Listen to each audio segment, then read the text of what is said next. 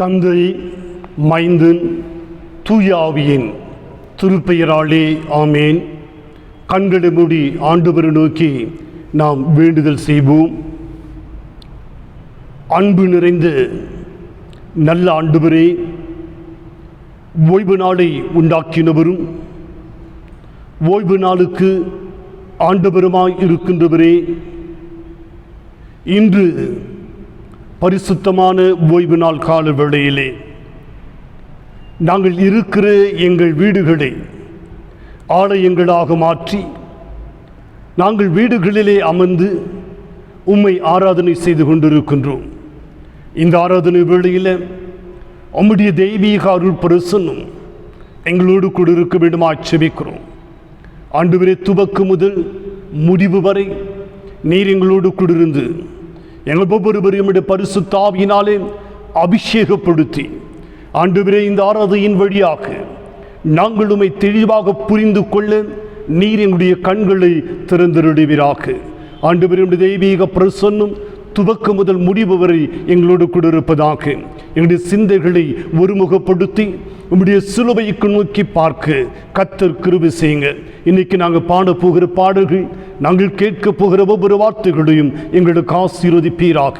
தொடர்ந்து இந்த ஆராதனையை கலந்து கொள்ள இயலாமல் இருக்கிற ஒவ்வொரு பிள்ளையோட கருத்தில் கொடுக்கிறோம். தனித்தனியாய் பேர்பிராய் தொட்டு ஆசீர்வதிப்பீராக.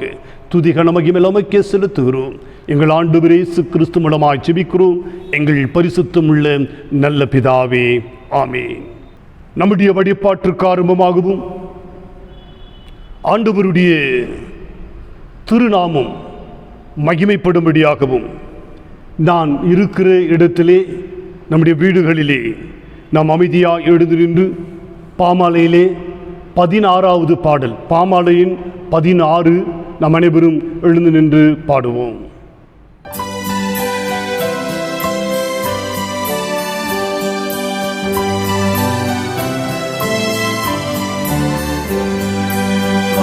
கர்த்தாவே, தாழ்மையாக திருப்பாத தாழ்ந்தையே தெண்ட நீட ஆவலாக வந்தே நல்ல இயேசுவே. உம்மை தேடி தரிசிக்கவே வந்தே.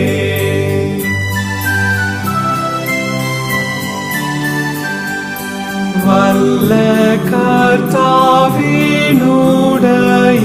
தூய ஆட்டுக்குட்டியே, நீரே என்றும் என்னுடைய ஞானமான வாழனே. உம்மை தேடி தரிசிக்கவே வந்தே.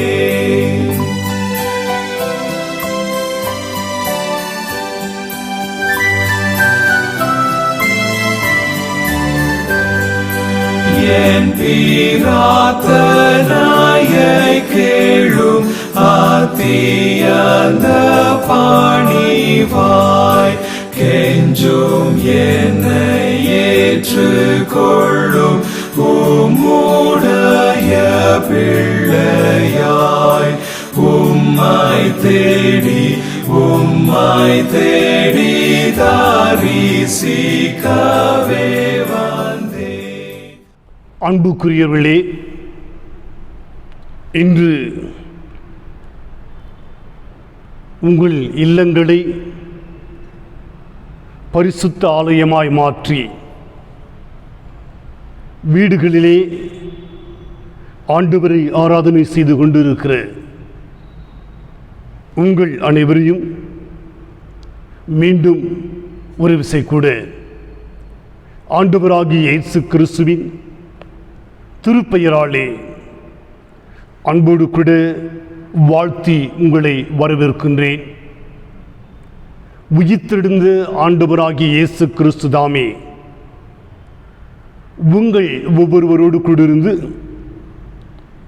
உங்களுடைய தனிப்பட்ட குடும்ப வாழ்க்கையிலே ஒவ்வொருவருக்கு நிறைவான அமைதியையும் சமாதானத்தையும் சுக வாழ்வையும் கடவுள் தந்தரிடுவாராக. நின்ற வண்ணமாகவே இருந்து நாம் கடவுளை தொழுவோம். தென்னிந்திய திருச்சபை இறைவழி பாட்டு நூல் பக்கம் 76. கடவுள் ஆவியாயிருக்கிறார், அவரை தொழுது கொள்ளுகிறவர்கள் ஆவியோடும் உண்மையோடும் அவரை தொழுது கொள்ள வேண்டும். நம்முடைய பிதாவாகிய கடவுளாலும் கர்த்தராகிய இயேசு கிறிஸ்துவினாலும் உங்களுக்கு கிருபையும் சமாதானமும் உண்டாவதாக. இது கர்த்தர் உண்டு பண்ணின நாள், இதிலே களி கூர்ந்து மகிழ கிடவும். பக்கம் 79. ஆண்டவரே, எங்கள் உதடுகளை திறந்தருளும், அப்பொழுது எங்கள் வாய் உம்முடைய புகழை அறிவிக்கும். பிதாவுக்கும் குமாரனுக்கும் பரிசுத்தாவிக்கும் மகிமை உண்டாவதாக. ஆதியிலும் இப்பொழுதும் எப்பொழுதுமான சதா காலங்களிலும் மகிமை உண்டாவதாக. திரியேக கடவுளை போற்றுதல். சேனைகளின் கடவுளாகிய கர்த்தரே, நீர் பரிசுத்தர் பரிசுத்தர் பரிசுத்தர். வானமும் பூமியும் உமது மகிமையால் நிறைந்திருக்கின்றன. உன்னதத்திலே ஓசன்னா. கர்த்தரின் நாமத்தினாலே வந்தவரும் வருகிறமானவர் ஸ்தோத்திரிக்கப்பட்டவர். உன்னதத்திலே ஓசன்னா. கடவுளே நீர் பரிசுத்தர், கடவுளே நீர் பரிசுத்தர். சர்வ வல்லவரே நீர் பரிசுத்தர், சர்வ வல்லவரே நீர் பரிசுத்தர். சாவாமை உடையவரே நீர் பரிசுத்தர், சாவாமை உடையவரே நீர் பரிசுத்தர். ஆண்டவரே, எங்களுக்காக சிலுவையில் அறையுண்டு எங்கள் மீட்பரே எங்கள் மேல் கிருபையாயிரும். ஆண்டவரே, எங்களுக்காக சிலுவையில் அறையுண்டு எங்கள் மீட்பரே எங்கள் மேல் கிருபையாயிரும். பரிசுத்த ஆவியாகிய ஆண்டவரே எங்கள் மேல் கிருபையாயிரும். பரிசுத்த ஆவியாகிய ஆண்டவரே எங்கள் மேல் கிருபையாயிரும். ஆண்டவரே, எங்கள் ஜெபங்களையும் ஆராதனையும் ஏற்றுக்கொண்டு எங்கள் மேல் கிருபையாயிரும். ஆண்டவரே, எங்கள் மேல் மனதுருகி எங்கள் மேல் கிருபையாயிரும். பாவரிக்கை. நமக்கு பாவம் இல்லை என்று சொல்லுவோமானால் நம்மை நாமே ஏமாற்றிக் கொள்கிறோம். நமக்குள் உண்மை இல்லை. நம்முடைய பாவங்களை அறிக்கையிட்டால் பாவங்களை நமக்கு மன்னித்து எவ்வித அநீதியும் நீங்க நம்மை சுத்திகரிப்பதற்கு கடவுள் நம்பத்தக்கவரும் நீதியும் உள்ளவர். நாங்கள் எழுந்து எங்கள் தகப்படத்துக்கு போய், தகப்பனே, பரத்துக்கு விரோதமாக உமது பார்வையிலும் பாவம் செய்தோம். இனி உம்முடைய பிள்ளைகள் என்று சொல்லப்படுவதற்கு நாங்கள் பாத்திரவான்கள் அல்ல. உம்முடைய கூலிக்காரரில் ஒருவனாக எங்களை வித்துக்கொள்ளும் என்போம். கடவுள் ராஜ்யம் சமீபத்திருக்கிறது. மனம் திரும்பி நற்செய்தியில் நம்பிக்கை வையுங்கள். நமது பலவீனங்களுக்காக பரிதபிக்க முடியாத பிரதான ஆசாரியர் நமக்கு இராமல் எல்லா விதத்தில் நம்மை போல் சோதிக்கப்பட்டும் பாவம் இல்லாத பிரதான ஆசாரியரே நமக்கு இருக்கிறார். நாம் அனைவரும் இடங்கால் படியிட்டு மௌனமாக நம்மை நாமே சோதித்தறிவோமாக.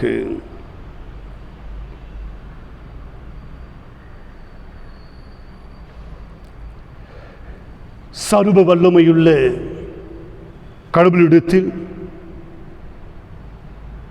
நாம் நமது பாவங்களை மனத்தாய்மோடு கூட அறிக்கை செய்வோம். பாவ அறிக்கைக்கு துணையாக கீர்த்தனையில் 403வது பாடல், கீர்த்தனை எண் 403வது பாடலை ஜெபசிந்தையோடு கூடிருந்து இந்த பாடலை நாம் அனைவரும் சேர்ந்து பாடுவோம்.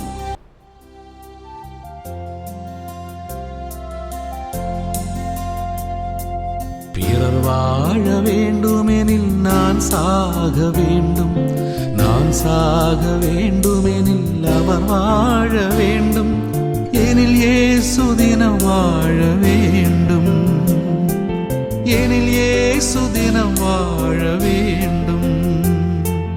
பிறர் வாழ வேண்டும் எனில் நான் சாக வேண்டும், நான் சாக வேண்டும் எனில் அவர் வாழ வேண்டும், எனில் இயேசு தினம் வாழ வேண்டும், எனில் இயேசு தினம் வாழ வேண்டும்.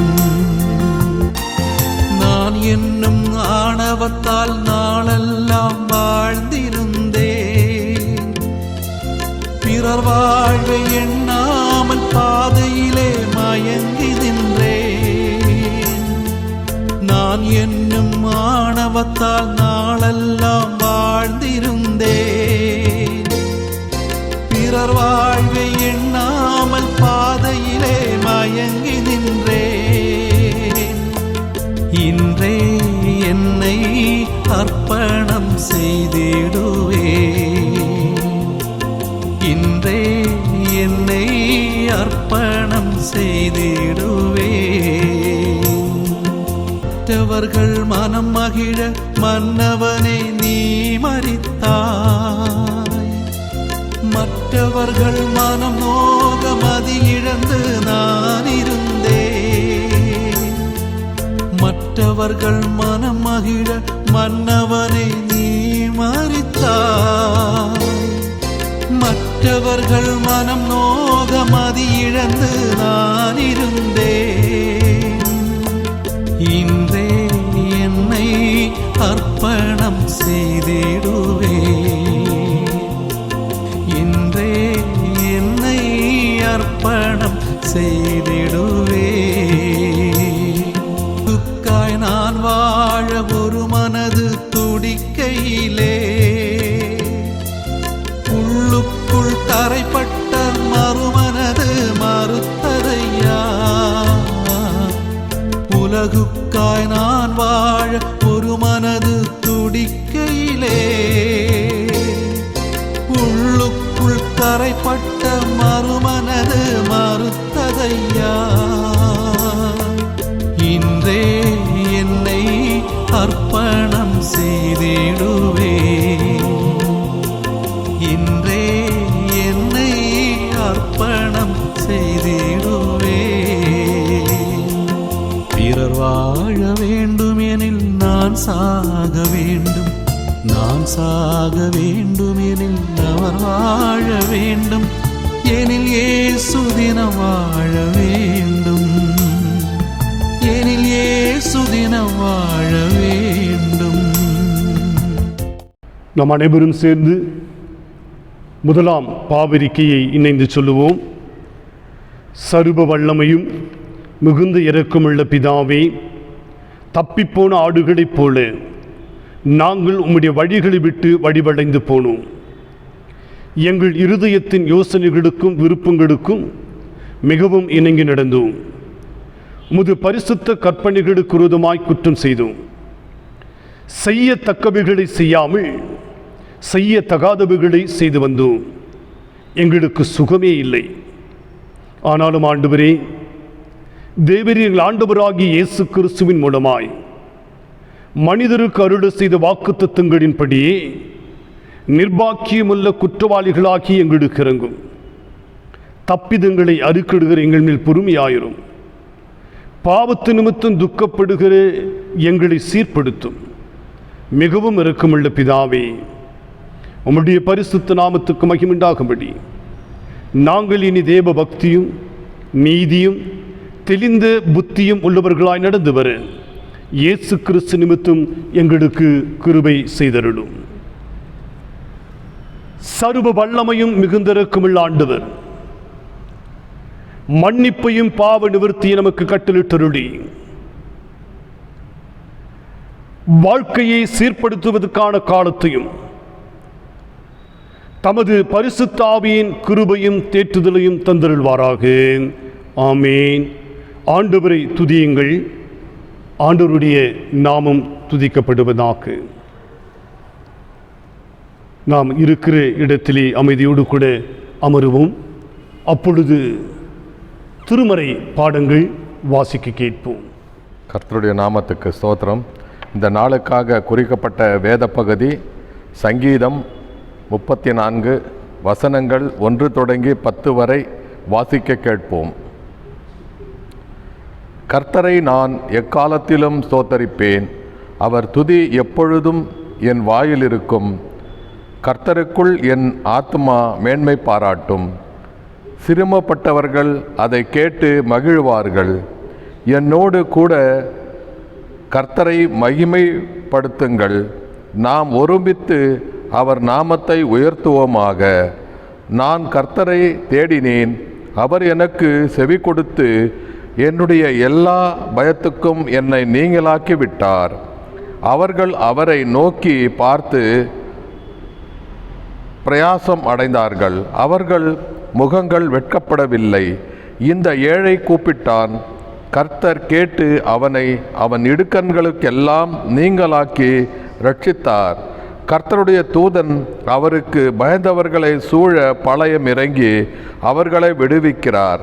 கர்த்தர் நல்லவர் என்பதை ருசித்து பாருங்கள். அவர் மேல் நம்பிக்கையாயிருக்கிற மனுஷன் பாக்கியவான். கர்த்தருடைய பரிசுத்தவான்களே, அவருக்கு பயந்திருங்கள். அவருக்கு பயந்தவர்களுக்கு குறைவில்லை. சிங்கக்குட்டிகள் தாழ்ச்சி அடைந்து பட்டினியாயிருக்கும். கர்த்தரை தேடுகிறவர்களுக்கோ ஒரு நன்மையும் குறைபடாது என்றார் என்பது வாசிக்க வேண்டிய வேத பகுதி வாசித்தாயிற்று.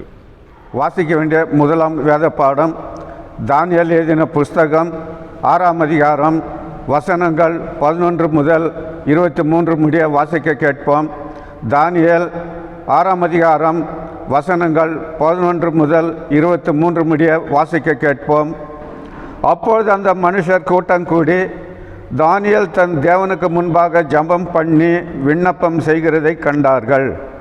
பின்பு அவர்கள் ராஜாவுக்கு முன்பாக வந்து, ராஜாவின் தாக்கீதை குறித்து எந்த மனுஷனாகிலும் 30 நாள் வரையில் ராஜாவாகிய உம்மை தவிர எந்த தேவனையானாலும் மனுஷனையானாலும் நோக்கி யாதொரு காரியத்தின் குறித்து விண்ணப்பம் பண்ணினால் அவன் சிங்கங்களின் கெபியிலே போடப்பட வேண்டும் என்று நீர் கட்டளை பத்திரத்தில் கையெழுத்து வைத்தீரல்லவா என்றார்கள். அதற்கு ராஜா, அந்த காரியம் மேதியருக்கும் பெர்சியருக்கும் இருக்கிற மாறாத பிரமாணத்தின்படி உறுதியாக்கப்பட்டது என்றான்.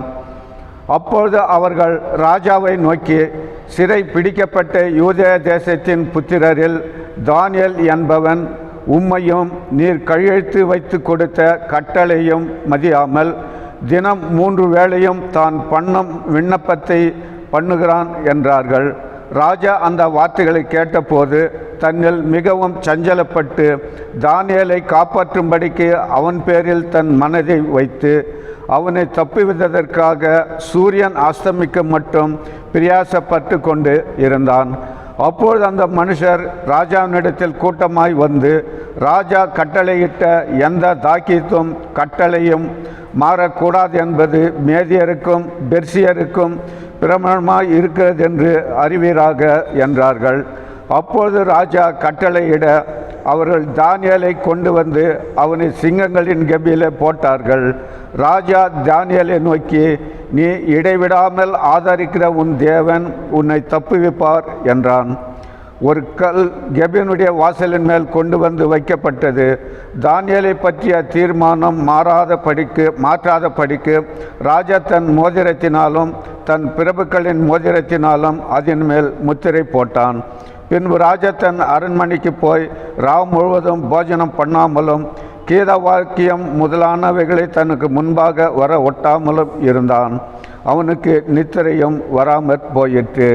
அதிகாலமே கிழக்கு வெளுக்கும் போது ராஜா எழுந்திருந்து சிங்கங்களின் கெபிக்கு தீவிரமாய் போனான்.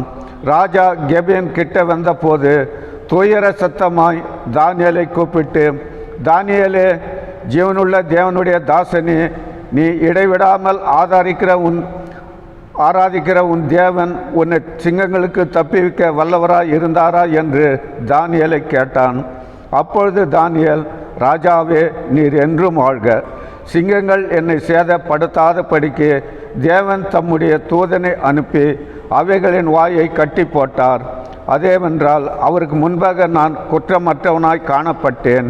ராஜாவாகிய உமக்கு முன்பாகவும் நான் நீதிகேடு செய்ததில்லை என்றான்.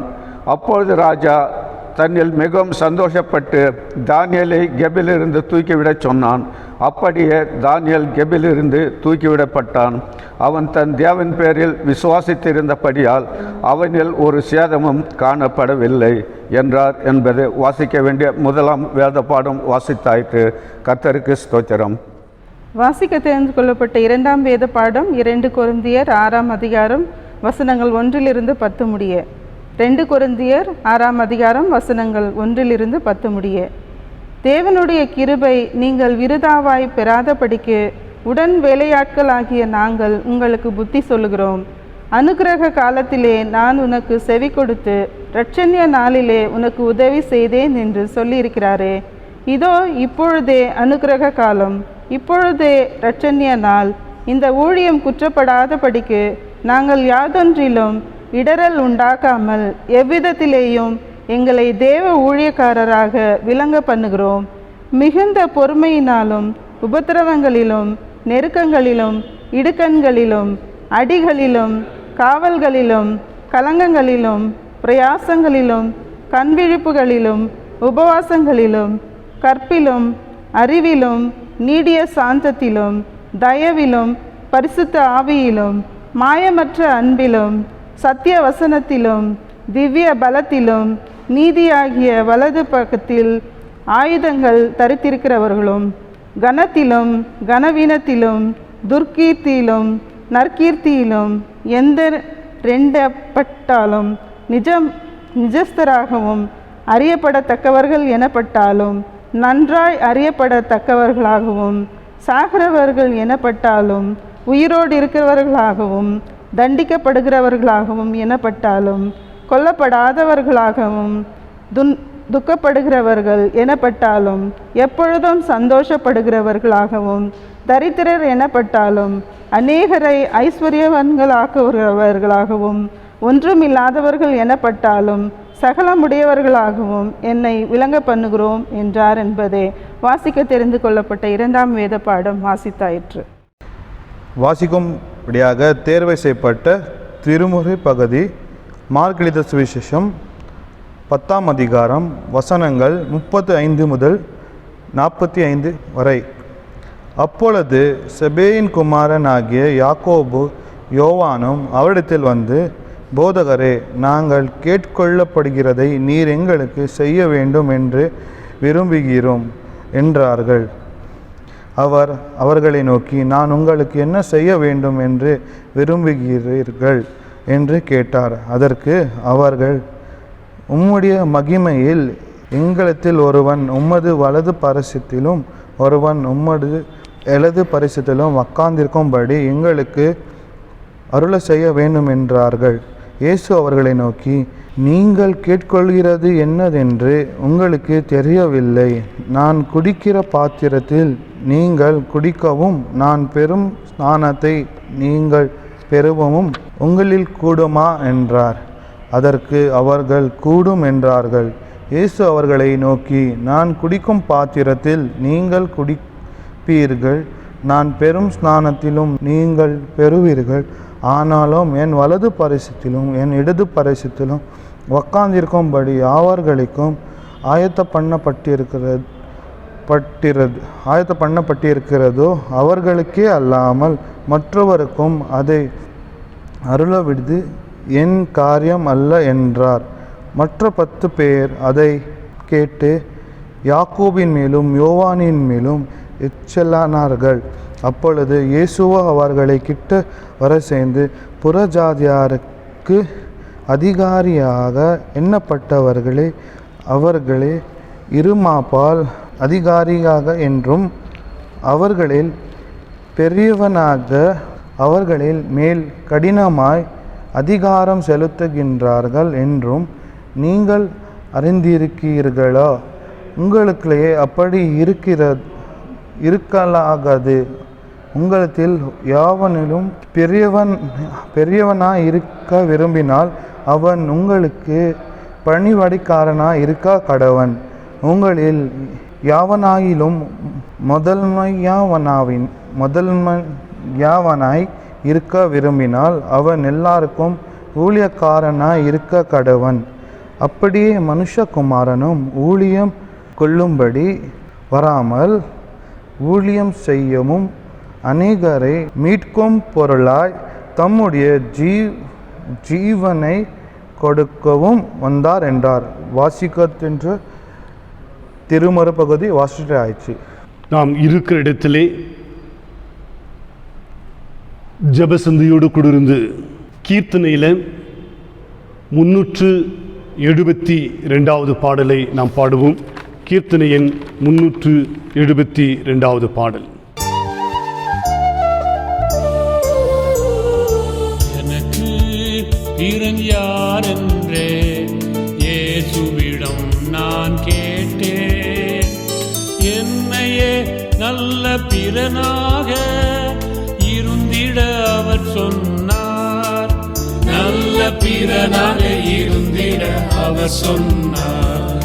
எனக்கு பிறன் யார் என்றே இயேசுவிடம் நான் கேட்டேன். என்னையே நல்ல பிறனாக இருந்திட அவர் சொன்னார். நல்ல பிறனாக இருந்திட அவர் சொன்னார். கள்ளர் கையில் அகப்பட்ட மனிதர், உள்ளம் நைந்து உழந்திடும் மனிதர். கள்ளர் கையில் அகப்பட்ட மனிதர், உள்ளம் நைந்து உழந்திடும் மனிதர். கொள்ளை அடித்து உயர்ந்திடும் மனிதர். அத்தனை பேருக்கும் நான் தான் பிறனே.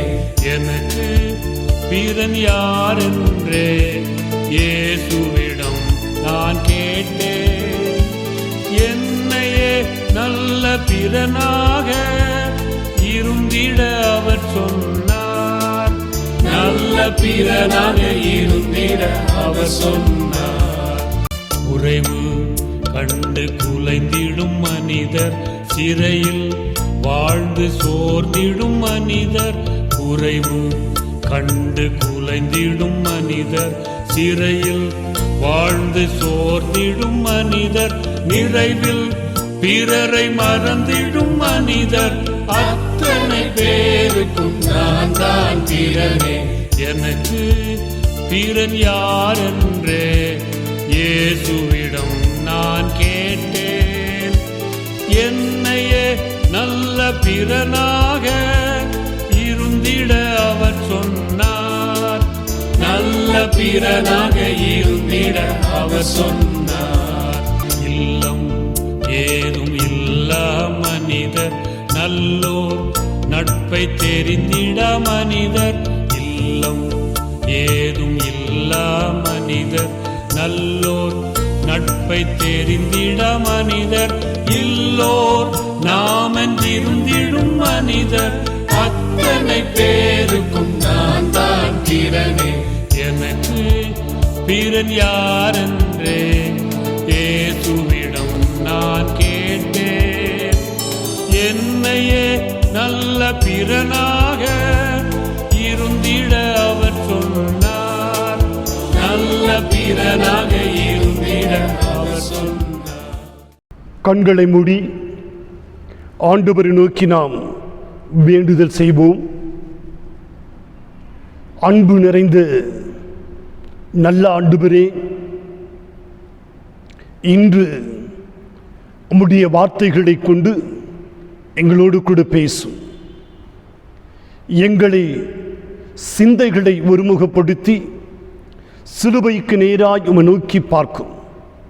ஆண்டவரே, இந்த கால வேளையிலே நீர் எங்களோடு கூட பேச வேண்டுமா செபிக்கிறோம். நீர் பேசும், நாங்கள் கேட்கிறோம். எங்கள் ஆண்டவர் இயேசு கிறிஸ்து மூலமாய் செபிக்கிறோம் எங்கள் பரிசுத்தம் உள்ள நல்ல பிதாவே, ஆமென். அன்புக்குரியவர்களே, மீண்டும் ஒரு விசை கூட உங்கள் அனைவரையும் இறைமைந்தன் ஆண்டவராகிய இயேசு கிறிஸ்துவின் திருப்பெயராலே அன்போடு கூட வாழ்த்தி வரவேற்கின்றேன். ஆண்டவர் தாமே உங்கள் ஒவ்வொருவரையும் ஆசீர்வதித்து உங்களுக்கு நிறைவான அமைதியையும் சமாதானத்தையும் கடவுள் தந்தருடுவாராக. இன்றைக்கு நம்முடைய தென்னிந்திய திருச்சபை முறைமையின்படி நமக்கு கொடுக்கப்பட்டிருக்கின்ற தலைப்பு தி காஸ்ட் ஆஃப் டிசைபிள்ஷிப், சீடத்துவத்தின் விலை அல்லது சீடத்துவத்தின் மதிப்பு என்று சொல்லலாம். சீடத்துவம் என்றால் என்ன என்பதை நாம் முதலாவது தெளிவாக புரிந்து கொண்டால் சீடத்துவத்தின் விலையை நாம் புரிந்து கொள்ள முடியும். இன்றைக்கு அநேகருக்கு சீடர்கள் உண்டு, அதாவது ஃபாலோயர்ஸ், பின்பற்றுகிறவர்கள். இன்று அநேகருடைய வீடுகளுக்கோ வாலிபர்களுடைய தங்குகின்ற இடங்களுக்கோ சென்றால் அவங்களுக்குன்னு ஒரு ஹீரோ இருப்பார், அவர் ஃபோட்டோ இருக்கும், அவர் அவரை ஃபாலோ பண்ணுவார். கேட்டால் சொல்வார், நானுடைய சிஷ்யன் அப்படின்னு சொல்லுவாங்க. ஆனால் கிறிஸ்துவ சீடத்துவம் என்றால் அதை நாம் முதலாவது தெளிவாக நாம் புரிந்து கொள்ள வேண்டும். சீடத்துவம் என்பது குருவுடைய பாதத்திலே உட்கார்ந்து குருவினிடத்திலே எல்லா காரியங்களையும் தெளிவாக கற்றுக்கொள்ளுகிறவர்கள் சீடர்கள். அதாவது குருவுடைய போதனைகள், அவருடைய கொள்கைகள், அவருடைய கருத்தியல்கள், அவருடைய செயல்கள், இவைகளை முழுமையாய் அப்படியே ஏற்றுக்கொண்டு குருவை பின்பற்றுவதுதான் சீடத்துவம். அப்படி என்று சொன்னால் ஒருவன் சீடனாக இருக்க வேண்டும் என்றால் குருவுக்கு இருக்க வேண்டிய குணலட்சணங்கள் அவன் இருக்க வேண்டும்.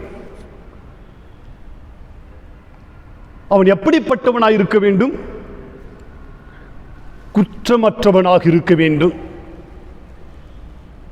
அநியாயத்திற்கு துணைப்போனாகவும் நீதிக்கு குரல் கொடுக்கின்றவனாக இருக்க வேண்டும்,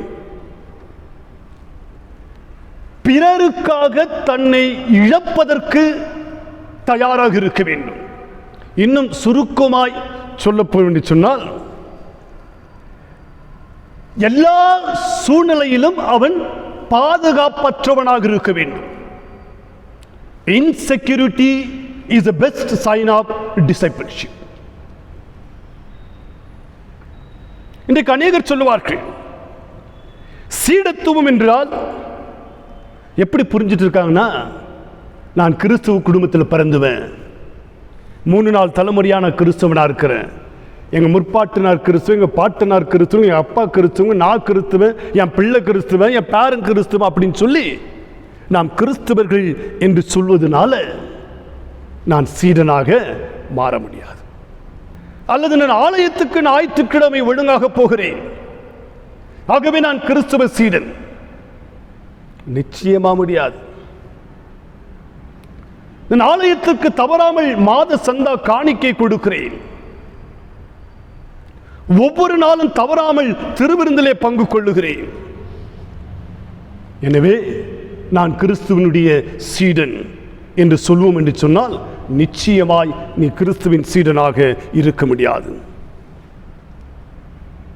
நாம் கிறிஸ்துவுக்கு சீடனாக இருக்க வேண்டும் என்று சொன்னால் கிறிஸ்துவினுடைய குணாதிசயங்களை எனக்குள் நமக்குள் இருக்க வேண்டும். அவர்தான் ஆண்டவராகிய இயேசு கிறிஸ்துவுக்கு சீடனாக இருக்க முடியும்.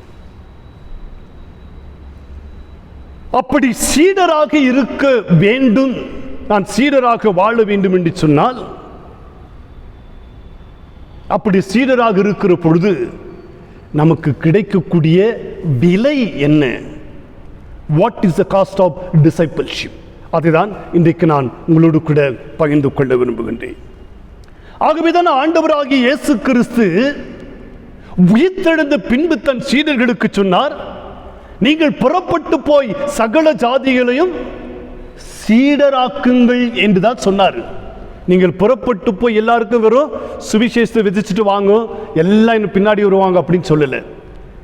நீங்கள் யாரை உருவாக்க வேண்டும் என்று சொன்னால் சீடர்களை உருவாக்க வேண்டும். அதாவது இயேசு கிறிஸ்து ஒரு புதிய சமூகத்தை உருவாக்க வேண்டும் என்பதற்கு தான் சீடர்களுக்கு அந்த கட்டளை கொடுத்தார். இப்ப இருக்கக்கூடிய சமூகம் அப்படி அல்ல. இப்போது நீங்கள் உருவாக்க போகிற அந்த புதிய சமூகம், அந்த புதிய ராஜ்யம், அந்த இறையரசு.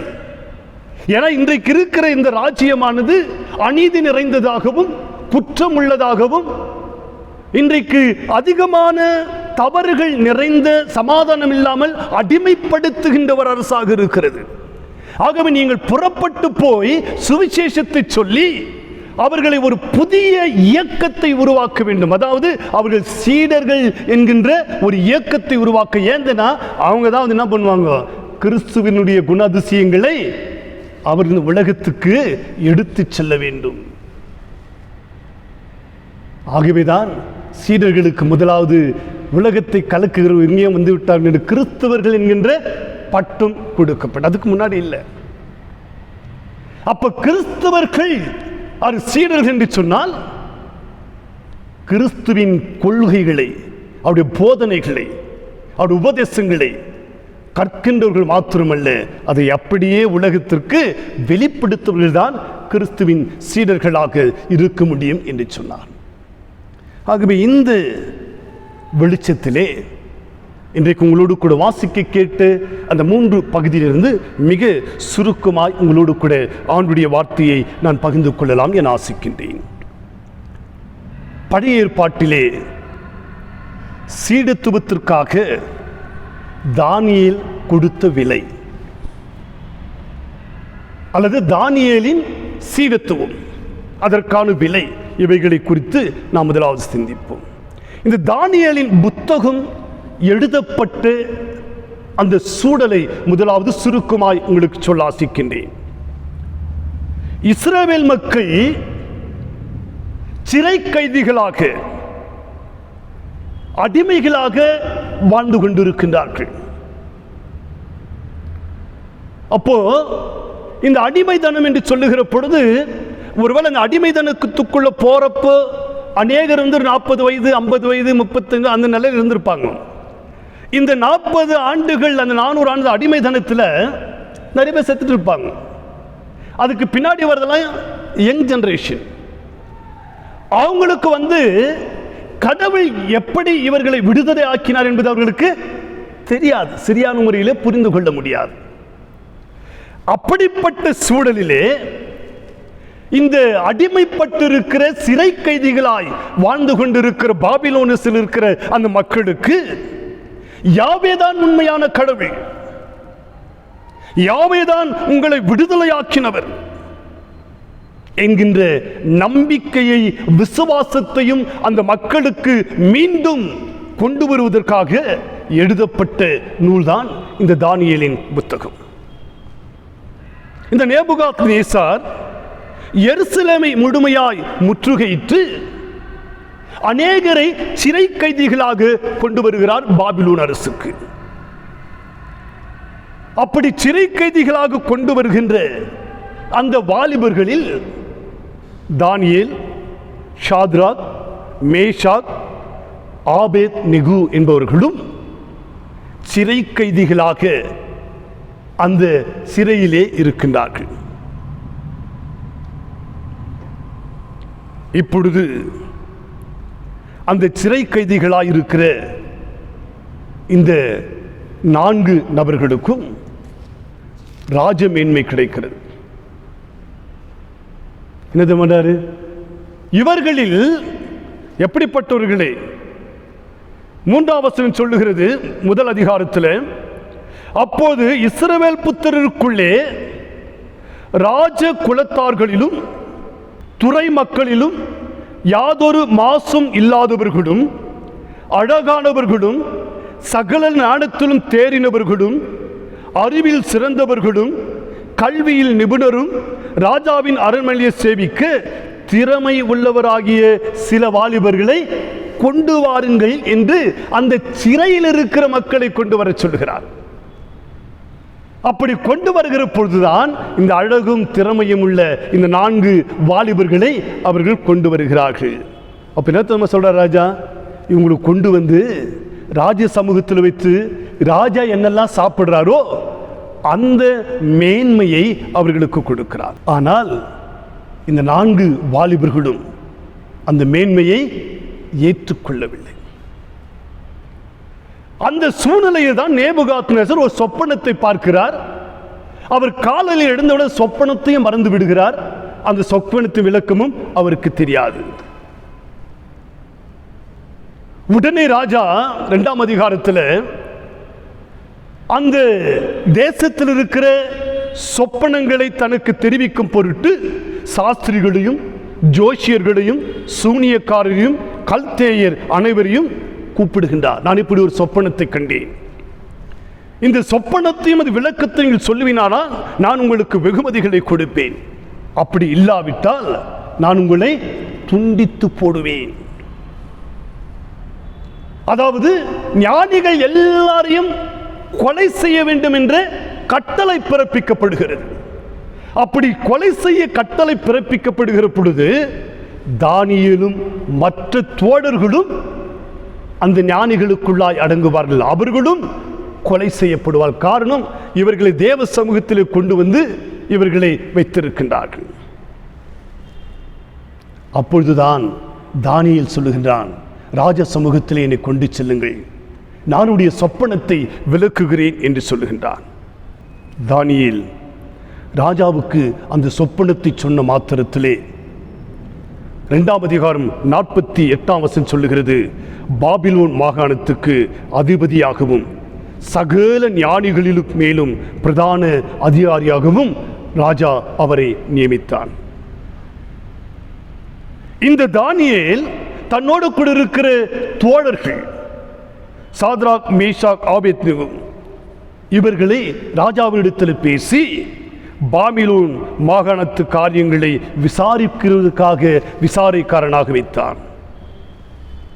இந்த சூழ்நிலையிலே ராஜா ஒரு 60 முழ உயரமும் 6 முழ அகலமும் கொண்ட ஒரு பெரிய பொற்சிலையை செய்து அதை எல்லோரும் தாழ விழுந்து அந்த பொற்சிலையை பணிந்து கொள்ள வேண்டும் என்ற கட்டளை பிறக்கிறது.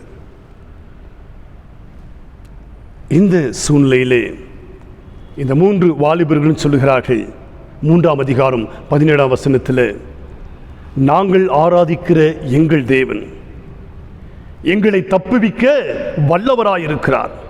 அவர் எரிகிற அக்கினி அந்த சூளைக்கும் ராஜாவாகுடைய கையுக்கும் எங்களை நீங்களாக்கி விடுவிப்பார்.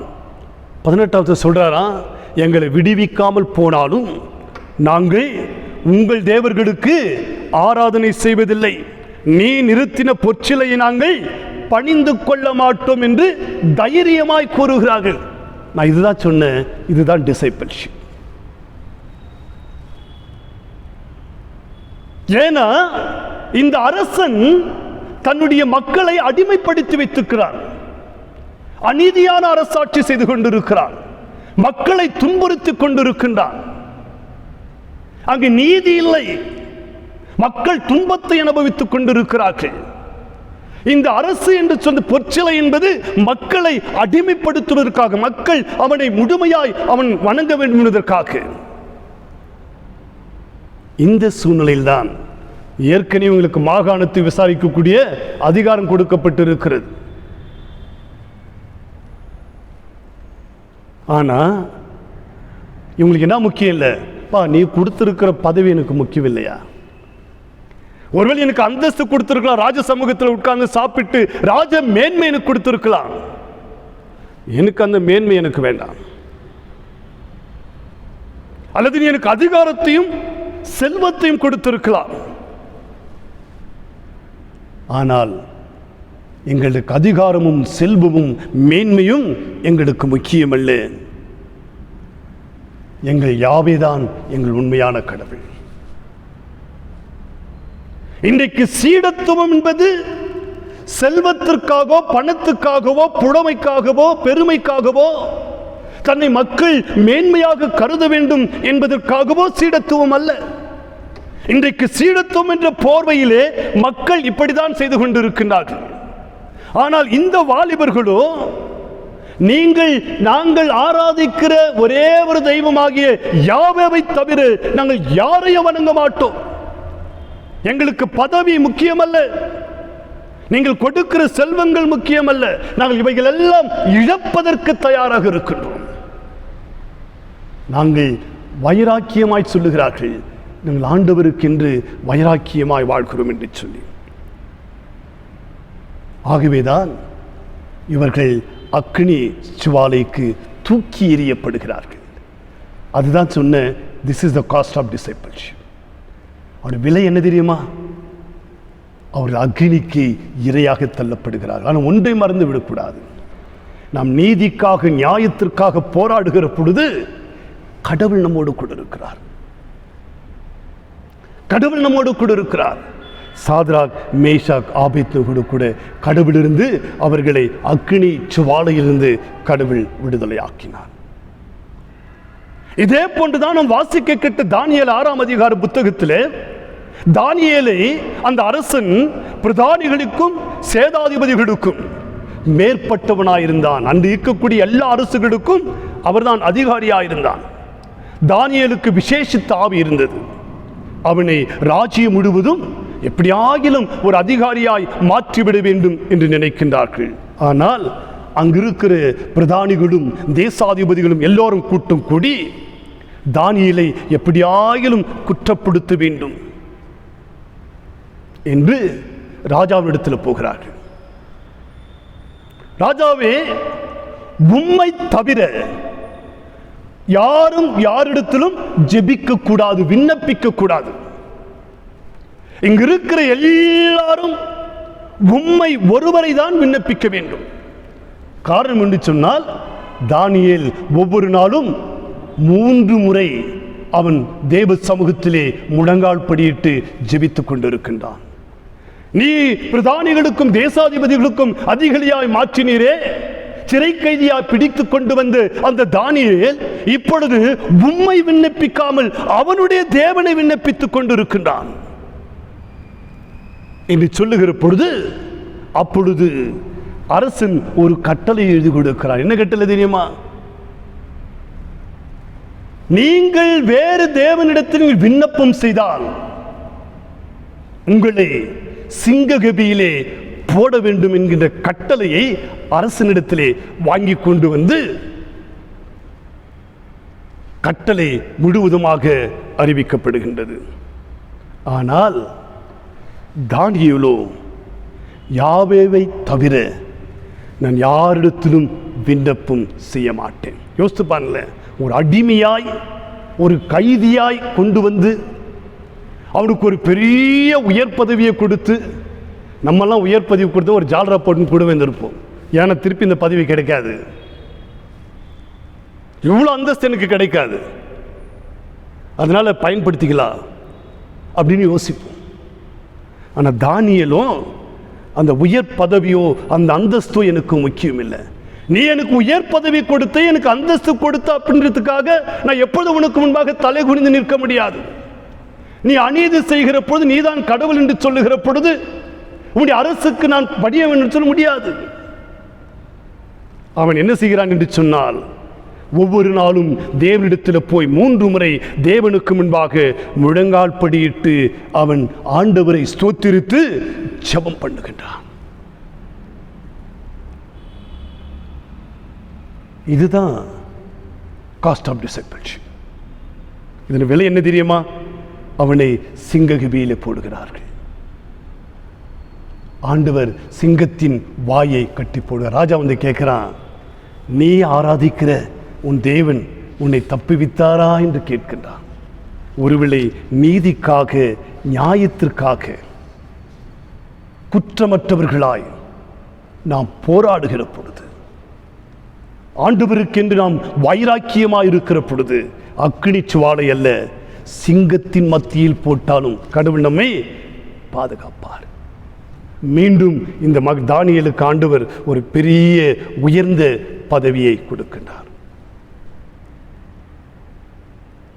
இன்றைக்கு நம்முடைய தேசத்திலும் பல இடங்களிலும் நீதிக்காக போராடுகின்ற அநேகர் தேவையில்லாமல் துன்புறுத்தப்படுகின்றார்கள்.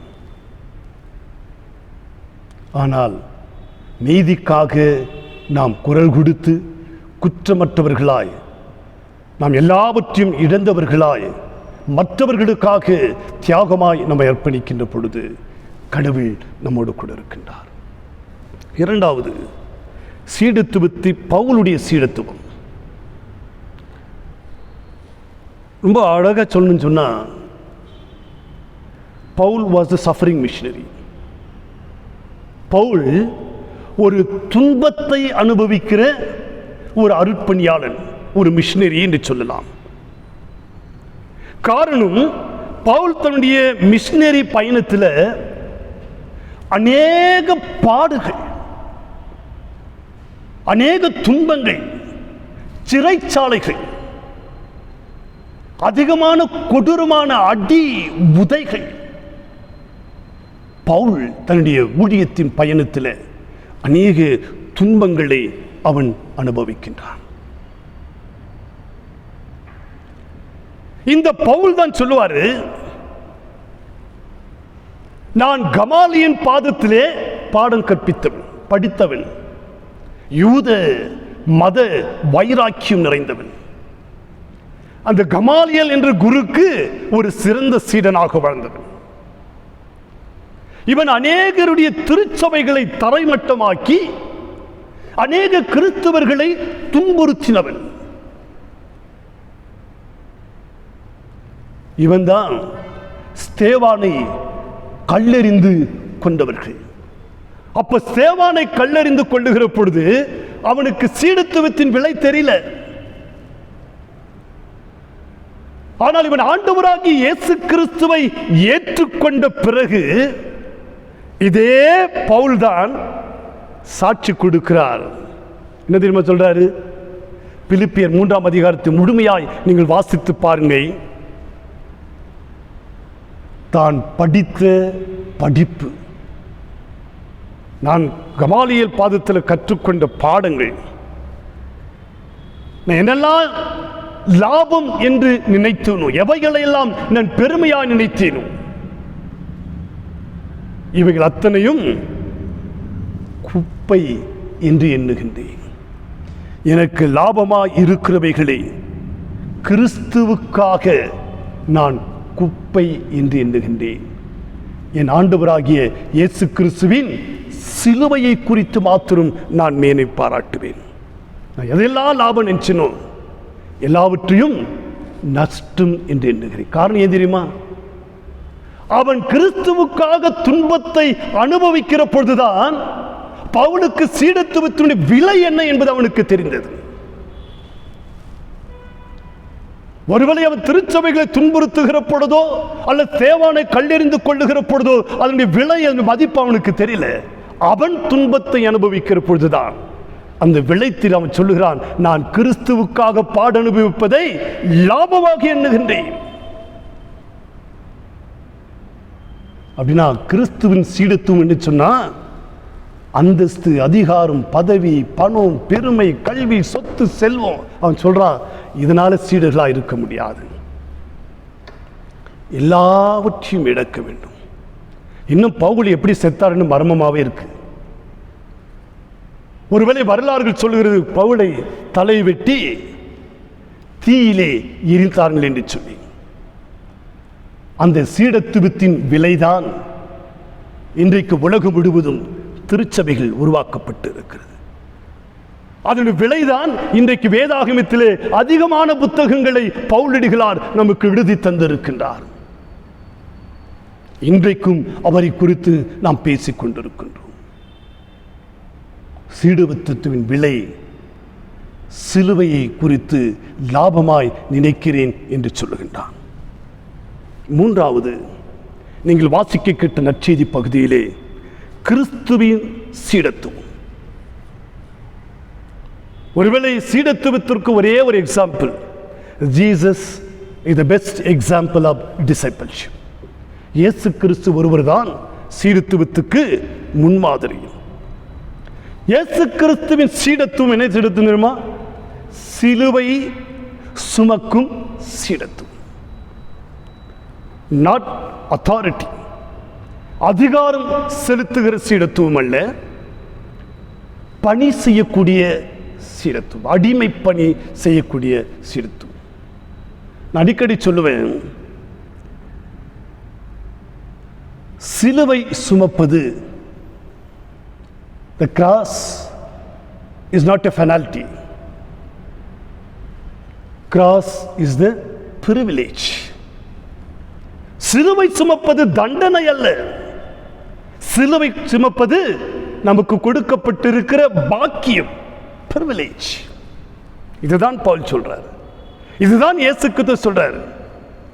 ஆகவே இங்க ஆண்டவராகிய இயேசு கிறிஸ்து சீடத்துவத்தினுடைய தன்மை என்னவென்று சொன்னால், சிலுவை சுமப்பது மாத்திரமல்ல, நீங்கள் அடிமை பணி செய்ய வேண்டும், மற்றவர்களுக்கு பணிபுரிய வேண்டும். நான் துவக்கத்தில் சொன்னது போல, மற்றவர்களுக்காக தன்னை இழப்பதற்கும் ஆயத்தமாயிருக்க வேண்டும். இதுதான் இயேசு கிறிஸ்துவுக்கு காட்டுகின்ற சீடத்துவத்தினுடைய மதிப்பு. இந்த இடத்துல தான் செபதியாவின் குமார் யாக்கோபும் யோவானும் போய் ஆண்டவராக இயேசு கிறிஸ்துவை பார்த்து கேட்பாங்க. நீ வாசிக்க கேட்ட அந்த நற்செய்தி பகுதியில், ஆண்டவரே, உமது வலது பக்கத்திலும் இடது பக்கத்திலும் உட்கார்ந்து இருக்கும்படி எங்களுக்கு நீ அருள் செய்ய வேண்டும். நான் ஒருவன் வலது பக்கத்திலும் இன்னொரு இடது பக்கத்திலும் இருக்க வேண்டும் என்று சொல்கிறார்கள். அப்போது இயேசு கிறிஸ்து சொல்லுகிறார், நீங்கள் என்ன கேட்கிறீர்கள் என்று தெரியாமல் கேட்குறீங்க.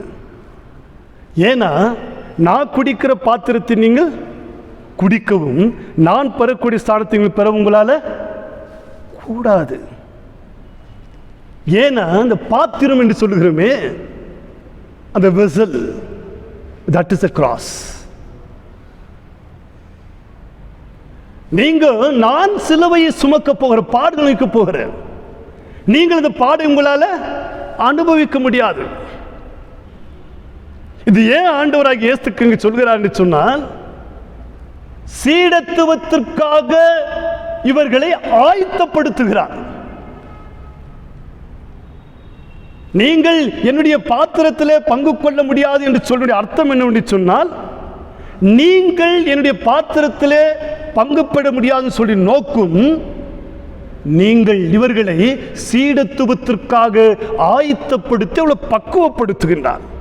அதாவது சீடர்களுக்கு துணிச்சலையும் தைரியத்தையும் உருவாக்க வேண்டும், ஒரு புரட்சிகரமான ஒரு புதிய சமூகத்தை உருவாக்க வேண்டும் என்பதற்காக தான் ஆண்டவர் சொல்லுகிறார், நீங்கள் இந்த பாத்திரத்தில் உங்களால் பங்கு கொள்ள முடியாது.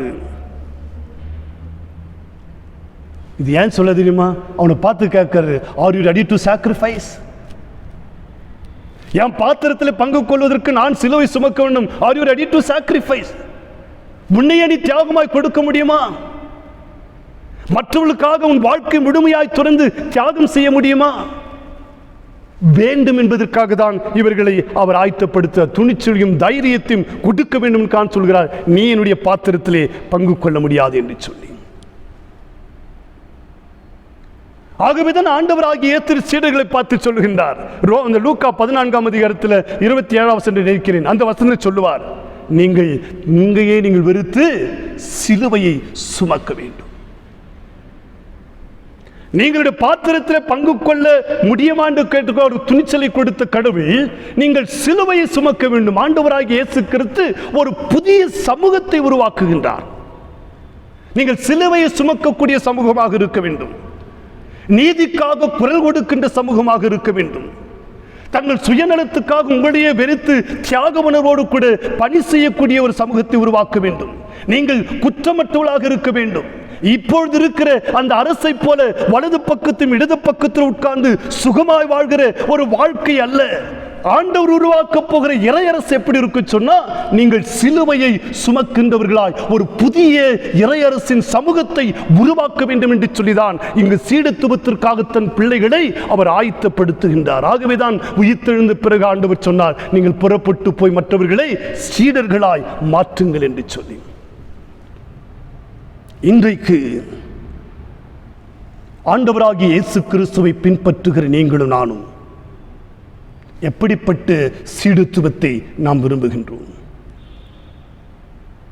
அற்புதங்களை பார்க்கின்ற சீடத்துவர்களாக இருக்க போகின்றோமா, அல்லது தீர்க்க தரிசன பார்வையோடு கூட ஆண்டவர் உருவாக்கி சென்ற அந்த இறையரசை இந்த உலகத்திற்கு கொண்டு வர வேண்டும் என்று சொல்லி இயேசு கிறிஸ்து காட்டிய அந்த சீடத்துவத்தின் பாதையிலே நாம் செல்ல விரும்புகின்றோமா?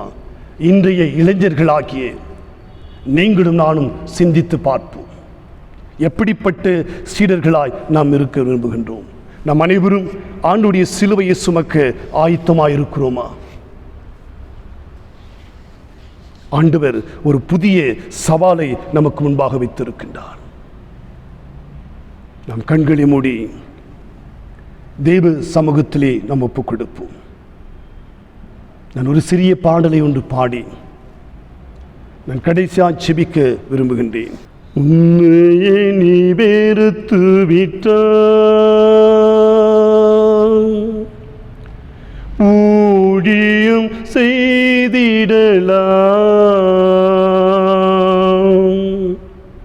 சுயத்தை சாகடித்தாய், சுகமாய் வாழ்ந்திடலாம். உன்னையே நீ வெறுத்து விட்டாய், ஊழியம் செய்திடலாம், சுயத்தை சாகடித்தாய், சுகமாய் வாழ்ந்திடலாம். சிலுவை சுமப்பதினால் சிந்தையே மாறிவிடும், சிலுவை சுமப்பதினால் சிந்தையே மாறிவிடும், நீடிய பொறுமை வரும், நிரந்தர அமைதி வரும், நீடிய பொறுமை வரும்,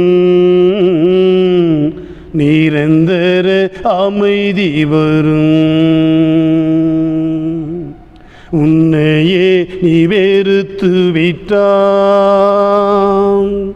ஊழியம் செய்திடலாம், சுயத்தை சாகடித்தாய், சுகமாய் வாழ்ந்திடலாம். பெயர் புகழ் எல்லாமே இயேசுவின் நாமத்திற்கே, பெயர் புகழ் எல்லாமே இயேசுவின் நாமத்திற்கே. கிறிஸ்து வளரட்டுமே, எனது மறையட்டுமே, கிறிஸ்து வளரட்டுமே, எனது மறையட்டுமே. உன்னையே நீ வெறுத்து விட்டாய், ஊழியம் செய்திடலாம், சுயத்தை சாகடித்தாய், சுகமாய் வாழ்ந்திடலாம். நேசிக்கிற நல்ல பிதாவே, இந்த அருமையான கால வேளையிலே நீர் எங்களோடு கூட பேசின ஒவ்வொரு வார்த்தைகளுக்காய் நாங்கள் உமக்கு நன்றி செலுத்துகிறோம். ஆண்டவரே, உம்முடைய உண்மையுள்ள சீடர்களாய் உம்முடைய சிலுவையை சுமக்க நீர் எங்களை ஒவ்வொருவரையும் ஆயத்தப்படுத்தியிருக்கிறீர். உமக்கு நன்றி ஆண்டவரே. தொடர்ந்து உம்முடைய இறையரசின் பணியை இந்த உலகத்திற்கு நாங்கள் உம்மிடத்திலிருந்து கற்றுக்கொண்டவைகளை ஆண்டவரே அறிவிக்கும்படியான ஒரு பரிசுத்த ஆவியின் வரங்களினால் நீர் எங்களை நிரப்புவீராக. எங்களை ஒவ்வொருவரையும் ஆசீர்வதியும். எங்கள் ஆண்டவர் இயேசு கிறிஸ்து மூலமாய் ஜெபிக்கிறோம் எங்கள் பரிசுத்தமுள்ள நல்ல பிதாவே, ஆமென். நம் அனைவரும் எழுந்து நின்று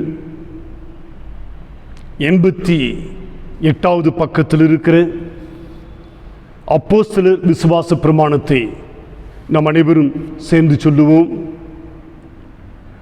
வானத்தையும் பூமியையும் படைத்து சர்வ வல்லமுள்ள பிதாவாகிய தேவனை விசுவாசிக்கிறேன். அவருடைய ஒரே குமாரனாகிய நம்முடைய நாதர் இயேசு கிறிஸ்துவையும் விசுவாசிக்கிறேன். அவர் பரிசுத்த ஆவியினாலே கன்னி மரியாளிடத்தில் உற்பவித்து பிறந்தார். பொந்து பிலாத்துவின் காலத்தில் பாடுபட்டு சிலுவையில் அறையுண்டு மரித்து அடக்கம் பண்ணப்பட்டு பாதாளத்தில் இறங்கினார். 3ஆம் நாள் மரித்தோடத்தில் எழுந்தருளினார். பரமண்டலத்துக்கேறி சர்வ வல்லமுள்ள பிதாவாகிய தேவனுடைய வலது பாரசத்து விற்றிருக்கிறார். அவ்விடத்திலிருந்து உயிருள்ளோரையும் மரித்தோரையும் நியாயம் தீர்க்க வருவார். பரிசுத்த ஆவியை விசுவாசிக்கிறேன். பொதுவாயிருக்கிற பரிசுத்த சபையும் பரிசுத்தவானுடைய ஐக்கியமும் பாவ மன்னிப்பும் சரீர உயிர்த்தெழுதலும் நித்திய ஜீவனும் உண்டென்று விசுவாசிக்கிறேன். ஆமேன். சபையார் அனைவரும் அமருவோம். திருச்சபையின் அறிவிப்புகளை நாம் வாசிக்க கேட்போம். இன்று இந்த லாக்டவுன் நாட்களிலே நீங்கள் ஜபத்தோடு கூட வீடுகளிலே அமர்ந்து நம்முடைய திருச்சபையின் ஆராதனையிலே பங்கேற்று கொண்டிருக்கிற, இந்த ஆராதனையை கேட்டு கொண்டிருக்கிற உங்கள் ஒவ்வொருவரையும் ஆண்டவர் தாமே ஆசீர்வதித்து உங்களுக்கு நிறைவான அமைதியையும் சமாதானத்தையும் கடவுள் தந்தருடுவாராக. தொடர்ந்து உங்கள் நேரங்களை நீங்கள் ஜபத்திலே செலவிட்டு பாரத்தோடு கூட நீங்கள் ஜெபித்து கொள்ளும்படி உங்களுடைய அன்போடு கூட நான் கேட்டுக்கொள்ளுகின்றேன். ஆண்டவர் ஏற்ற நேரத்தில் நமக்கு ஒரு நல்ல அமைதியான ஒரு சூழலை கொண்டு வந்து மீண்டும் மூடப்பட்டிருக்கிற இந்த ஆலயங்கள் திறக்கப்பட்டு நாம் சமாதானத்தோடு கூட ஆலயத்துக்குள்ளாய் வந்து தொழுது கொள்ளக்கூடிய ஒரு நல்ல சூழலை சீக்கிரம் கடவுள் நமக்கு உருவாக்கி தருவார். பலவீனமாய் இருக்கிறவர்கள், ஒருவேளை உங்களுக்காய் நான் ஜெபிக்க வேண்டும் என்று விரும்புகிறவர்கள், நீங்கள் என்னோடு கூட தொடர்பு கொண்டால் நான் நிச்சயமாய் உங்களுக்காய் ஜெபிக்கின்றேன். நான் ஒவ்வொரு நாளும் நான் உங்களுக்காக பாரத்தோடு கூட ஜெபித்து வருகின்றேன். நிச்சயமாய் கடவுள் நம் அனைவருக்கும் நிறைவான சமாதானத்தை கடவுள் தந்தருளுவாராக. இந்த வாரத்தில் நம்முடைய ஆலயத்தில் பிறந்த நாட்களையும் திருமண நாட்களையும் கண்டிருக்கிற அனைத்து பிள்ளைகளுக்கும் ஆயரின் சார்பிலும் பரிபாலன குழு அங்கத்தினர் அனைவரின் சார்பிலும் ஒவ்வொருவருக்கும் பிறந்த நாள் மற்றும் திருமண நாள் நல்வாழ்த்துக்களை நான் உங்களுக்கு தெரிவித்துக் கொள்ளுகின்றேன். ஆண்டவர் தாமே உங்கள் ஒவ்வொருவரையும் ஆசீர்வதித்து உங்களுக்கு நிறைவான அமைதியையும் சமாதானத்தையும் கடவுள் தந்தருடுவாராக. நான் உங்களுக்கு ஏற்கனவே அறிவித்தபடி நம்முடைய கர்நாடக மத்திய திருமண்டலத்தின் சட்ட விதிமுறைகளின்படி 2021 மற்றும் 2024க்கான திருச்சபையின் தேர்தல் நம்முடைய ஆலயத்திலே 3வது வாரம் நடைபெறும். ஏற்கனவே அதற்கான வாக்காளர்கள் பட்டியல் வெளியிடப்பட்டது. விடப்பட்ட பெயர்கள் கொடுக்க அநேக நீங்கள் பெயர்களை கொடுத்திருக்கிறீர்கள். வருகிற நாட்களிலே பாஸ்டேட் கமிட்டி மீண்டும் பரிசீலனை செய்து அதற்கான இறுதியல் பட்டியலை வருகின்ற திங்கட்கிழமை வெளியிடப்படும். தேர்தலானது வருகின்ற 3வது வாரத்திலே நடைபெறும். நீங்கள் தொடர்ந்து அதற்காக ஜெபித்துக் கொள்ளும்படி உங்களை அன்போடு கூட நான் கேட்டுக்கொள்ளுகின்றேன். அமைதியான முறையிலே, சமாதானமான முறையிலே இந்த திருச்சபையின் தேர்தல் நடைபெற நீங்கள் ஒவ்வொருவரும் உங்களுடைய தனிப்பட்ட குடும்ப ஜெபங்களிலே நீங்கள் ஜெபித்துக் கொள்ளும்படி உங்களை அன்போடு கூட நான் கேட்டுக்கொள்கின்றேன். ஒருவேளை அரசாங்கமானது சனி ஞாயிறு 2 நாட்களும் முழு ஊரடங்கு இருக்கும் என்று சொன்னால் தேர்தலானது திங்கட்கிழமை காலையிலே நடைபெறும். ஞாயிற்றுக்கிழமை முழு ஊரடங்கு இருக்கும் என்று சொன்னால் தேர்தல் திங்கட்கிழமை காலையிலே நடைபெறும் என்பதை நான் உங்களுக்கு அறிவிக்கின்றேன். ஆகவே தொடர்ந்து நீங்கள் இதற்காக ஜெபித்துக் கொள்ளும்படி உங்களை அன்போடு கூட நான் கேட்டுக்கொள்கின்றேன். இவைகளை குறித்து உங்களுக்கு ஏதாகிலும் விளக்கம் தேவைப்பட்டால் நீங்கள் நேரடியாக என்னோடு கூட தொடர்பு கொள்ளலாம். நான் உங்களுக்கு இவைகளை குறித்து விளக்கமாக நான் அறிவிக்கின்றேன். தொடர்ந்து நீங்கள் ஒவ்வொருவரும் ஜெபித்துக் கொள்ளும்படி உங்களை அன்போடு கூட நான் கேட்டுக்கொள்ளுகின்றேன். இந்த வாரத்தில் பிறந்த நாள், திருமண நாளை கண்டிருக்கிற நீங்கள் இருக்கின்ற இடத்திலே, எங்கள் வீடுகளிலே நீங்கள் முழங்கால் படியிடுவீர் என்று சொன்னால் நான் உங்களுக்காக ஜெபிக்கின்றேன். ஆண்டவர் தாமே உங்களை ஆசீர்வதிப்பாராக. கண்களை மூடி ஜெபம் செய்வோம். அன்பு நிறைந்த நல்ல ஆண்டவரே, இந்த வாரத்தில் எங்களுடைய திருச்சபையிலே பிறந்த நாட்களையும் திருமண நாட்களையும் கண்டிருக்கிற ஒவ்வொரு பிள்ளைகளையும் உம்முடைய கரங்களிலே கொடுக்கின்றோம். ஆண்டவரே, கடந்த ஆண்டு முழுவதும்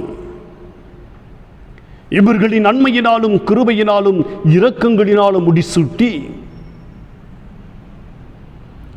நீர் இவர்களுக்கு கொடுத்த ஏராளமான நன்மைகளுக்காக நாங்கள் உமக்கு நன்றி செலுத்துகின்றோம். ஆண்டவரே, இந்த ஆண்டு முழுவதும் நம்முடைய பிள்ளைகளை நன்மையினாலும் கிருபையினாலும் இரக்கங்களினாலும் முடிசூட்டி உம்முடைய நிறைவான அமைதியும் சமாதானத்தையும் மகிழ்ச்சியும் அந்த குடும்பத்தில் தந்துவிட வேண்டுமா ஆட்சிவிக்கின்றோம். இன்னும் ஒரு ஆண்டை நீர் அவர்கள் இலவசமாய் கூட்டி கொடுத்து நல்ல சுகவாழ்வையும் சமாதானத்தை தந்து நீர் அவர்களை வழிநடத்துவீராக. இந்த ஆண்டு முழுவதும் உம்முடைய தூதர்களை காவலிட்டு காவல் புரியும். எங்கள் ஆண்டவரே இயேசு கிறிஸ்து மூலமாய் ஜெபிக்கிறோம் எங்கள் பரிசுத்தமுள்ள நல்ல பிதாவே, ஆமென். தந்தை, மைந்தன், தூயாவியின் அன்பு மருடும் கூட்டுறவு ஆசீர்வாதம் இந்த வாரத்தில் பிறந்த நாளை கண்டிருக்கிற, திருமண நாளை கண்டிருக்கிற அனைத்து மக்களோடும் இன்னும் சதா காலங்களிலும் தங்கி நிலைத்திருப்பதாக. ஆமென். நிறைவாக நாம் அனைவரும் எழுந்து நின்று கீர்த்தனையிலே 410வது பாடலை நாம் பாடுவோம். கீர்த்தனை எண் 410வது பாடல். மலைமாநதியோ மிகு ஆழ்கடலோ மருள் சூழும் கானகவனமோ எங்கும் மீட்பர் சிலுவை சுமப்பேனே, எங்கும் மீட்பர் சிலுவை சுமப்பேனே. மலைமாநதியோ மிகு ஆழ்கடலோ மருள் சூழும் கானகவனமோ எங்கும் மீட்பர் சிலுவை சுமப்பேனே, எங்கும் மீட்பர் சிலுவை சுமப்பேனே. மலைமாநதியோ பள்ளம் மேடு தடை தாண்டியே பிசாசின் கண்ணிக்கு நீங்கியே, பள்ளம் மேடு தடை தாண்டியே பிசாசின் கண்ணிக்கு நீங்கியே, உள்ளார்வமுடன் மின் பார்வையுடன் நான் மெல்ல மெல்ல நடந்தே எனின் மீட்பர் சிலுவை சுமப்பேனே, எனின் மீட்பர் சிலுவை சுமப்பேனே. மலைமாநதியோ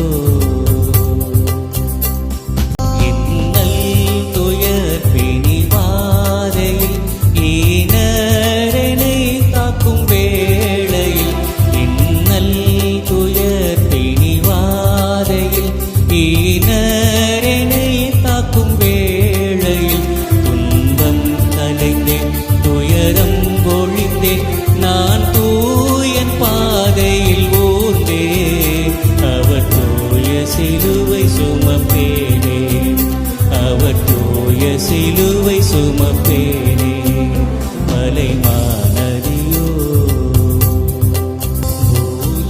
பூலோகமேன்மை நாடினேன், புவிமேவும் செல்வமும் தேடினேன், பூலோகமேன்மை நாடினேன், புவிமேவும் செல்வமும் தேடினேன்.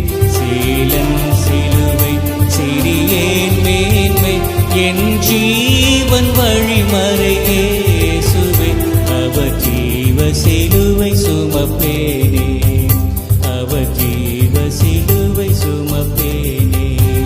மலைமாநதியோ மிகு ஆழ்கடலோ மருள் சூழும் கானகவனமோ எங்கும் மீட்பர் சிலுவை சுமப்பேனே, எங்கும் மீட்பர் சிலுவை சுமப்பேனே.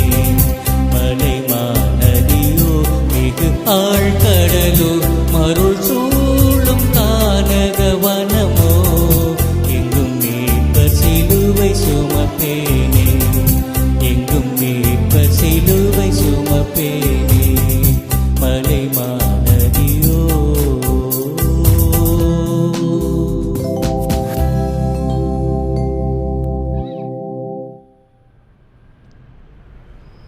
அன்பு நிறைந்த நல்ல ஆண்டவரே, இன்று பரிசுத்தமான ஓய்வு நாள் கால வேளைக்காக நாங்கள் உமக்கு நன்றி செலுத்துகின்றோம். ஆண்டவரே, இந்த லாக்டவுன் நாட்களிலே ஊரடங்கின் நிமித்தமாய் ஆலயத்திற்கு வர முடியாமல் தங்கள் வீடுகளிலே உட்கார்ந்து உம்மை ஆராதனை செய்து கொண்டிருக்கிற ஒவ்வொரு பிள்ளைகளையும் உம்முடைய கரங்களிலே கொடுக்கின்றோம். ஆண்டவரே, உடைந்து போன இருதயத்தோடு, கவலையோடு, கண்ணீரோடு,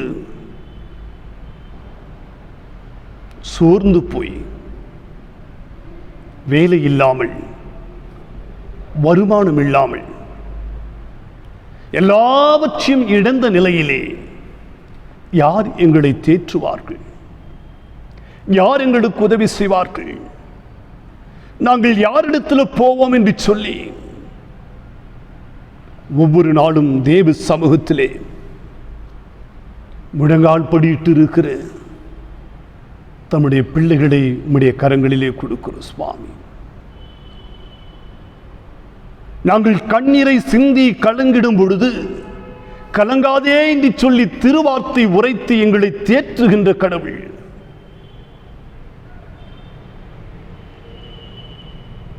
அப்படி கண்ணீரோடு கூட இருக்கிற ஒவ்வொரு பிள்ளைகளையும் நம்முடைய கரங்களிலே கொடுக்கிற சுவாமி. உலகம் கொடுக்க கூடாத ஒரு சமாதானத்தை நான் உங்களுக்கு கொடுப்பேன் என்று சொன்ன கடவுள் ஒவ்வொரு குடும்பத்திலும் உம்முடைய சமாதானத்தை தாங்க, உம்முடைய அமைதியை தாங்க ஆண்டவரே. ஆண்டவரே, இந்த குடும்பத்துடைய பிள்ளைகளுடைய தேவைகளை சந்திக்க வேண்டுமா செபிக்கிறோம். திகையாதே, கலங்காத தேவன் நான் உன்னோடு கூட இருக்கிறேன் என்று சொல்லி இந்த பிள்ளைகளுக்கு நம்பிக்கை தாங்க ஆண்டவரே.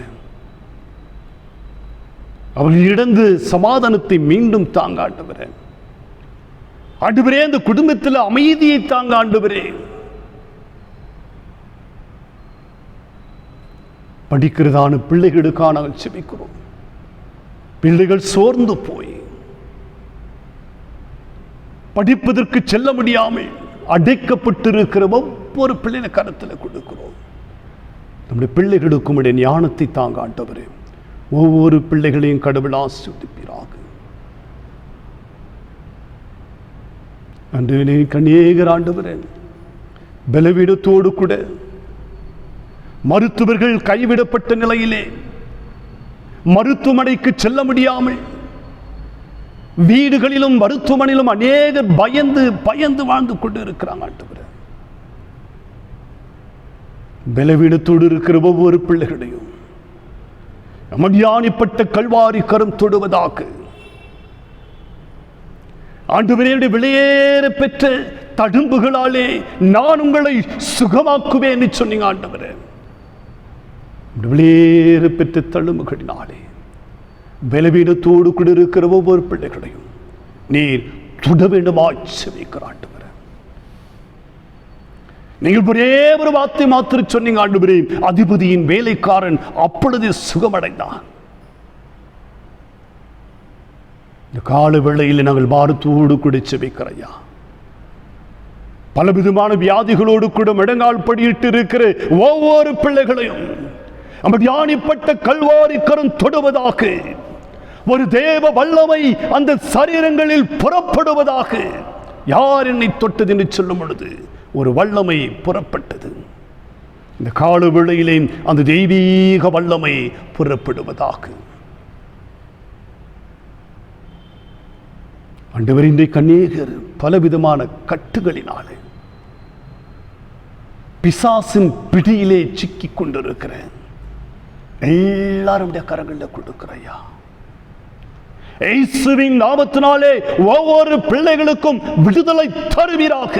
எல்லா பிசாசின் அந்தகார கட்டுகளை இயேசுவின் நாமத்தினாலே நீர் எடுத்து போட விடுமா செபிக்கிறையா. ஒரு தெய்வீக வல்லமை புறப்படட்டும் ஆண்டவரே. இந்த பிள்ளைகளுக்கு சுகத்தை தாங்க, ஆரோக்கியத்தை தாங்க, சமாதானத்தை தாங்க ஆண்டவரே. நம்பிக்கை இழந்து போயிருக்கிற பிள்ளைகளுக்கு உம்முடைய நம்பிக்கை தர வேண்டுமா செபிக்கிற ஆண்டவரே. ஆண்டவரே, இன்றைக்கு ஆராதனையில் கலந்து கொள்ள முடியாமல் எப்பொழுது நாங்கள் ஆலயத்திற்கு போவோம் என்று சொல்லி அநேக மக்கள் இன்றைக்கு வேதனையோடு கூட இருக்கிறாங்க ஆண்டவரே. சீக்கிரமாக இந்த கொள்ளை நோயிலிருந்து எங்களை பாதுகாத்து ஆண்டவரே, நாங்கள் உம்முடைய ஆலயத்துக்குள்ளாய் வந்து தொழுது கொள்ள எங்களுக்கு ஒரு நல்ல சூழலை உருவாக்கித்தார் சுவாமி. ஆண்டவரே, இந்த ஊரடங்கு நாட்களிலே எங்களுக்காய் தங்களையே அர்ப்பணித்து பணி செய்யக்கூடிய மருத்துவத்துறையில் பணியாற்றுகிறவர்களும் காவல்துறையில் பணியாற்றுகிறவர்களும் அரசாங்கத்தில் பணி செய்யக்கூடியவர்களும் எங்களுடைய அன்றாட உணவு தேவைகளை எங்களுக்காய் கொடுக்கிறவர்களையும் எங்களுடைய தேவைகளுக்காய் உடைக்கிற ஒவ்வொருவரையும் உம்முடைய கரங்களிலே கொடுக்கின்றோம். ஒவ்வொருவரையும் தனித்தனியாய் பேர் பிராய் தொட்டு ஆசீர்வதிப்பீராக. இந்த வியாதியானது எவரையும் ஆண்டவரே பாதிக்காதபடி அந்த பிள்ளைகளுக்கு நல்ல சுக வாழ்வையும் சமாதானத்தை தாங்க. பாதிக்கப்பட்டு இருக்கிற பிள்ளைகளுக்காக, இந்த பாதிப்பினாலே உயிரிழந்திருக்கிற குடும்பங்களுக்காக நாங்கள் பாரத்தோடு கூட செபிக்கிறோம் ஐயா. நம்முடைய தெய்வீக பிரசன்னத்தினால் அந்த பிள்ளைகளை நிரப்புவீராக. ஒவ்வொரு பிள்ளைகளுக்கும் உம்முடைய சமாதானத்தை தாரு சுவாமி. ஒவ்வொருவரையும் ஆசீர்வதிங்க ஆண்டவரே. இன்றைக்கு நாங்கள் ஆராதனையில் தவறுகள், குற்றங்கள், குறைகள் இருக்குமானால் தயவாக மன்னித்து எங்களை ஏற்றுக்கொள்ளும் சுவாமி. எங்களுடைய விண்ணப்பங்களை ஏற்றுக்கொள்ளும் ஆண்டவரே. எங்களுடைய குடும்பங்களிலே எங்களுக்கு ஒரு நல்ல சுகவாழ்வையும் சமாதானத்தையும் அமைதியும் எங்களுக்கு தரவிடம் ஆட்சிவிக்கிறோம். ஒவ்வொரு பிள்ளைகளையும் ஆசீர்வதியும் ஆண்டவர் இயேசு கிறிஸ்து மூலமாக ஆட்சிவிக்கிறோம் எங்கள் பரிசுத்தமுள்ள நல்ல பிதாவே, ஆமென். என் ஆத்துமாவே கர்த்தரை ஸ்தோத்திரி, என் முழு உள்ளமுடைய பரிசுத்த நாமத்தை ஸ்தோத்திரி. என் ஆத்துமாவே கர்த்தரை ஸ்தோத்திரி, கர்த்தர் செய்த சகல உபகாரங்களை மறவாதே, ஆமென். ஆண்டவர் உங்களை ஆசீர்வதித்து உங்களை காக்க கடவர். ஆண்டவர் தம்முடைய முகத்தை உங்கள் மேல் பிரகாசிக்க பண்ணி உங்கள் மேல் கிருபையாய் இருக்க கடவர். ஆண்டவர் தம்முடைய முகத்தை உங்கள் மேல் பிரசன்னமாக்கி இப்பொழுதும் எப்பொழுதும் உங்களுக்கு சமாதானம் கட்டளைய கடவர், ஆமென். நிறைவாக நாம் இருக்கின்ற இடத்திலே எழுந்து நின்று பாமாலையிலே 311வது பாடலை பாடுவோம். பாமாலை எண் 311.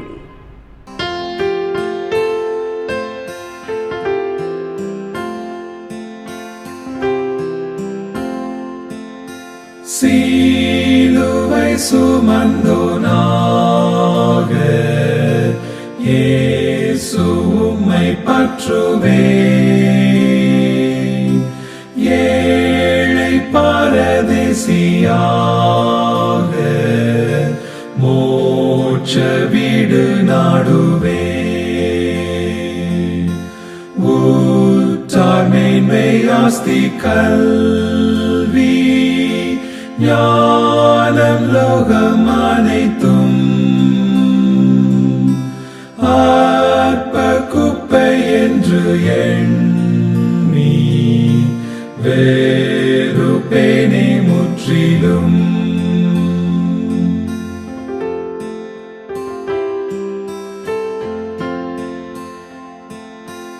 உமக்காக பாடுபட்டோன் நஷ்டப்பட மாட்டானே. உமக்கென்று ஜீவன் விட்டோன் சாகா ஜீவன் பெற்றானே. உம்மை வல்ல மீட்பர் என்று சொல்லி நித்தம் பற்றுவேன். கஸ்தி பட்டும் சாவை வென்று வாடா கிரீடம் பெறுவேன்.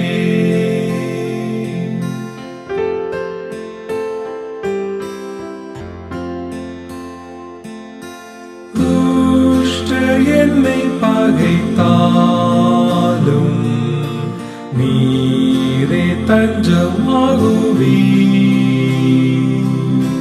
கஸ்தி என்ன நேரிட்டாலும்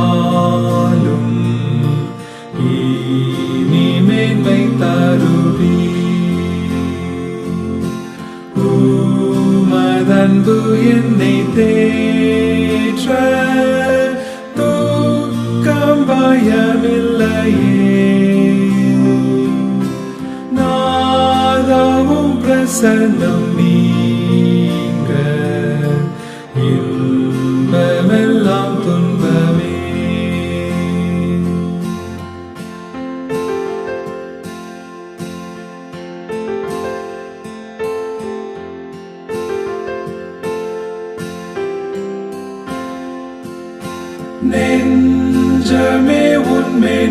எண்ணு வாரும் செல்வம் நோக்கி பார் மோட்ச நன்மை தேடிக்கொள்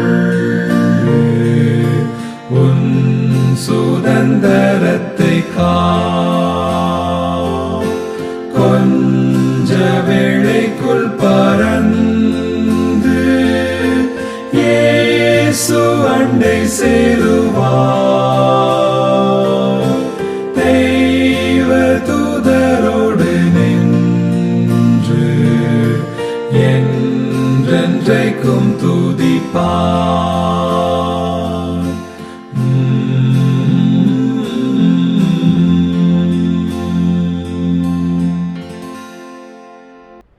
கர்த்தர் உங்களோடு இருப்பாராக, அவர் உமது ஆவியோடும் இருப்பாராக. சமாதானத்தோடே போய் வருவோம். கர்த்தருடைய நாமத்தினாலே ஆமென்.